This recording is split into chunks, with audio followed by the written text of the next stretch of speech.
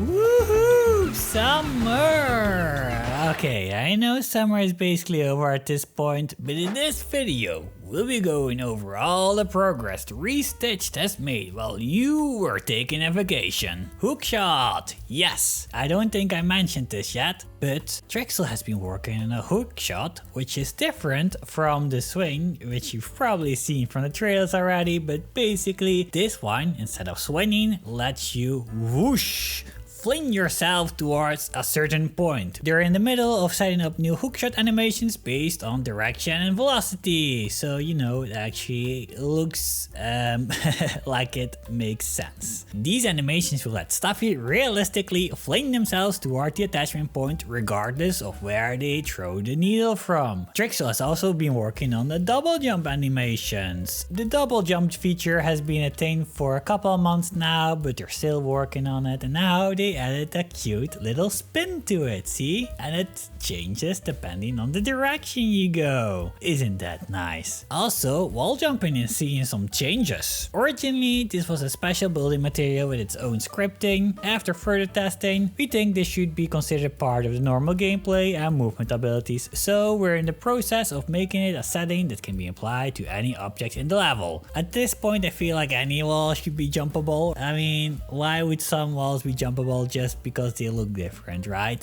Speaking of looking different, they're working on the visuals. The visuals for this haven't been implemented yet, so everything is a placeholder for now. We're looking into ways to make the wall jump surfaces stand out, like by applying a special effect when it's turned on. Brennan has also animated a new running stop animation. This will play when Stuffy comes to an abrupt stop after running for a moment at full speed. Luke has animated new running and mid-air slash animations, along with a new follow me emote. Yes, for those who are not aware, emotes are a thing in this game. Next part is pretty neat. Look at these impact bombs. They needed a more generic explosive object that works anywhere and is easy to understand, so they were pitched a few ideas and a couple of them may still be used in the future. You got this dead smiley thing, this nuclear bomb, generic TNT, and the lovely battery bomb. Isn't that original? Actually, they've been leaning toward the battery bomb as our next actively developed gameplay object and explosive because they think this could work on a timer by detonating instantly if splashed by the needle. And then you got this concept art where you see the closer the time's running out, the more aggressive the battery seems to behave, or like unstable. Speaking of dangerous things, the lethality types have all been getting a makeover because Helston has created new lethal shaders for fire, electricity, and frost. They're still a work in progress. One issue they've noticed is the scale of the lethal textures are larger on props and on building materials. The effect doesn't cover children prefabs. They need more variation in the noise to avoid repetitive patterns. And while they're at it, they've set up more death animations, like Stuffy being electrocuted. Next on the list of dangerous things are enemies. We already know there's a spider in the game. They've also been working on a crab, or at least the concept exists, and now they have a new concept of a frog. Look at this. There are so many ways they could do this, and I'm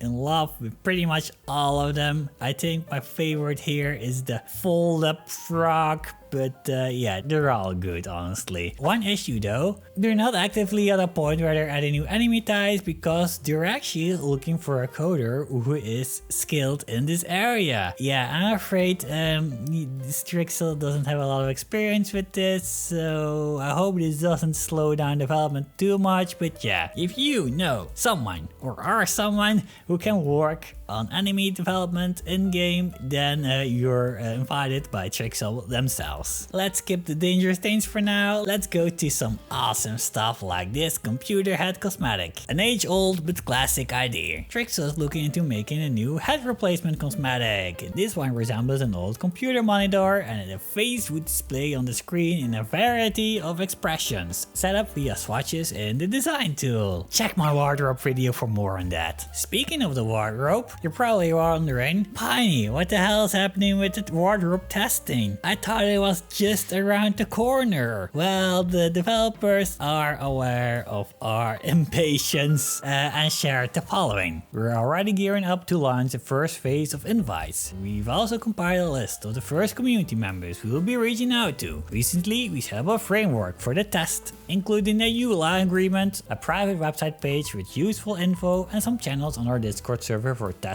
to use. In terms of development itself, we're still finishing up major features and fixing important bugs. We're adding the splash screen that will greet you when launching this test, making sure all the game settings work, and we're actively fixing up cosmetics to be better quality and have less clipping. However, the most important thing tying us up is the implementation of our new stamping system. We've been making great progress, but there's still a bit of work to be done before it's ready to use. Stamps can be previewed on Stuffy, saved with outfits, and they support undo, redo, wash tool support, etc. But they aren't hooked up to our other UX UI features yet, like scaling, rotating, flipping, cloning, and selecting. So that's that with regards to the testing of the wardrobe. As for other features they've been working on, one thing they've been considering is an expandable craft book. They're considering adding a setting to make the craft book slightly larger, which shows more content at once, but it might have some performance issues and it might take a lot longer to,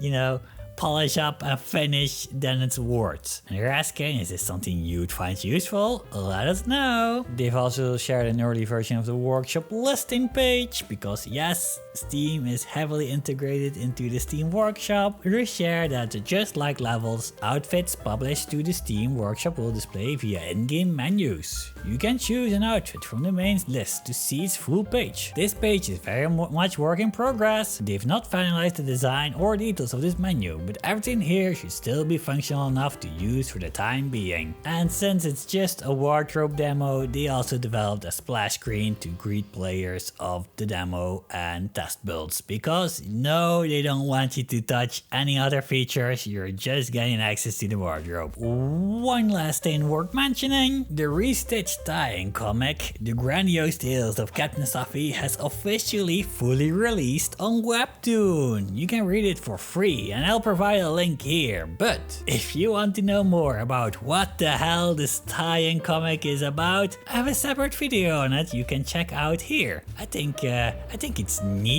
but yeah, that's up to you. Maybe you just want to play this game, I would just want to play this game, I would totally understand. Alright, bye bye.